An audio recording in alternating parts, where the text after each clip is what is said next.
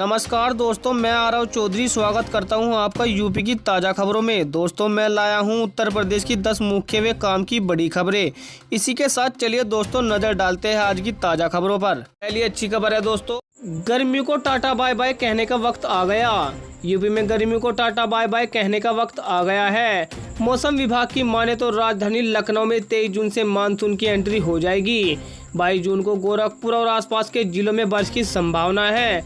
लखनऊ और उसके करीबी जिलों में 26 जून से झमाझम बारिश होने की संभावना जताई गई है। प्रदेश के कई इलाकों में बारिश की वजह से हीट वेव का असर कम हो गया है। चलिए दोस्तों, अब तक 98 भारतीय हज्जों की मृत्यु। विदेश मंत्रालय, भारत सरकार के विदेश मंत्रालय ने बताया कि इस साल सऊदी अरब में हज के दौरान 98 भारतीयों की मृत्यु हुई है। विदेश मंत्रालय के मुताबिक इस सत्र में अब तक 1,75,000 हाजी हज पर गए हैं। बता दें, इस साल हज के दौरान भीषण गर्मी पड़ने की वजह से कई देशों के नागरिकों की मृत्यु हुई है। सऊदी अरब में मरने वालों का आधिकारिक आंकड़ा तो जारी नहीं किया गया है, लेकिन माना जा रहा है कि करीब 1,000 लोगों की मृत्यु हो चुकी है। चलिए खबर है दोस्तों, तेजस्वी यादव बोले पेपर लीक का धंधा बीजेपी का चुनावी बॉन्ड बन चुका है। नीट पेपर लीक में बिहार के आरजेडी नेता तेजस्वी यादव का नाम आने पर उन्होंने बीजेपी पर तीखा हमला बोला है। तेजस्वी यादव ने कहा, गुजरात, हरियाणा और बिहार में पेपर लीक हुआ। बड़ा सवाल है कि बीजेपी शासित राज्यों में ही पेपर लीक क्यों हो रहा है। ये संयोग है या प्रयोग? ये धंधा बीजेपी का चुनावी बॉन्ड बन चुका है। बीजेपी राज्यों में पेपर लीक होना शाश्वत सत्य है। अगर कोई दोषी है तो उसे पूछताछ करे। मेरा नाम घसीटने से फायदा नहीं है। चलिए दोस्तों, पेपर लीक केस में एसटीएफ ने दाखिल की चार्जशीट। यूपी सिपाही भर्ती पेपर लीक केस में एसटीएफ ने चार्जशीट दाखिल की है। 900 पन्नों की चार्जशीट में 18 आरोपियों के नाम हैं, जिसमें रवि आत्री, राजीव नयन मिश्रा के साथ लॉजिस्टिक कंपनी टीसीआई एक्सप्रेस के कर्मचारी शिवम गिरी, रोहित पांडे, अभिषेक शुक्ला और दिल्ली पुलिस के सिपाही विक्रम पहल का भी नाम शामिल है। एसटीएफ के मुताबिक सिपाही भर्ती के पेपर का बॉक्स खोलने के लिए बिहार निवासी शुभम मंडल ने 15 लाख रुपए लिए थे। चलिए खबर है दोस्तों, यूपी के सिद्धार्थनगर जिले में बीजेपी कार्यकर्ताओं में चले लात घूसे। यूपी में बीजेपी लोकसभा चुनाव में हारी हुई सीटों की समीक्षा कर रही है। सिद्धार्थनगर में काशी क्षेत्र के क्षेत्रीय महामंत्री सुशील तिवारी और मथुरा जिले के विधायक राजेश चौधरी समीक्षा करने पहुंचे थे। बैठक से पहले ही कार्यकर्ताओं में आरोप प्रत्यारोप का दौर शुरू हो गया। बात इतनी बढ़ गई कि लात घूसे चलने लगे। सोशल मीडिया पर इसका वीडियो तेजी से वायरल हो रहा है। चलिए दोस्तों, यूपी में भर्ती परीक्षा केंद्रों पर बड़ा फैसला। योगी सरकार ने भर्ती परीक्षाओं के सेंटर पर बड़ा फैसला लिया है। परीक्षा केंद्रों को बस रेलवे स्टेशन से 10 किलोमीटर के दायरे में ही रखने का आदेश दिया है।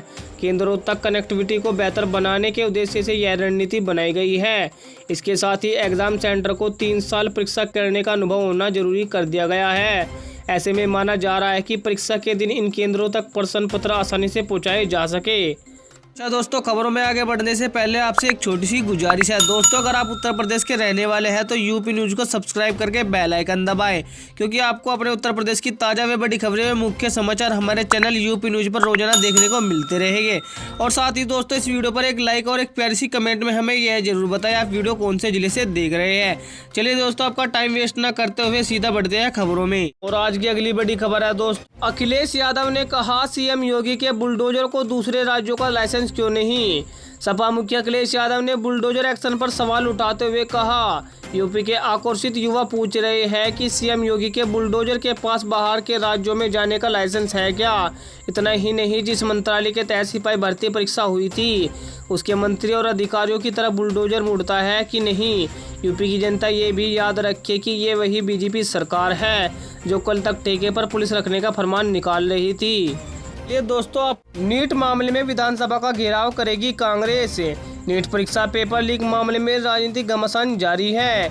यूपी कांग्रेस अध्यक्ष अजय राय ने कहा कि नीट परीक्षा में जिस तरीके से देश के भविष्य के साथ खिलवाड़ हुआ है, उसको लेकर पूरे देश में कांग्रेस पार्टी सड़क पर है। हम सबका इसका विरोध कर रहे हैं। आज हम विधानसभा का घेराव करने जा रहे हैं। हमारी मांग है कि नीट पेपर रद्द कर दिया जाए और उसके साथ ही दोबारा पेपर कराने की तारीख भी बताई जाए। ये खबर है दोस्तों, तो यूपी के लखनऊ में नीट धांधली मामला, हिरासत में कई कांग्रेस नेता। नीट धांधली मामले में देश भर में कांग्रेस प्रदर्शन कर रही है। लखनऊ में प्रदर्शन कर रहे कांग्रेस नेताओं की पुलिस से तीखी नोकझोंक हुई। दोस्तों, वो आपने वीडियो में देख ही लिया होगा। इस दौरान पुलिस ने कई कांग्रेस नेताओं और कार्यकर्ताओं को हिरासत में ले लिया है। चलिए दोस्तों, आप यूपी के गाजीपुर में 40,000 की रिश्वत लेते रंगे हाथों सीएमओ ऑफिस का बाबू गिरफ्तार।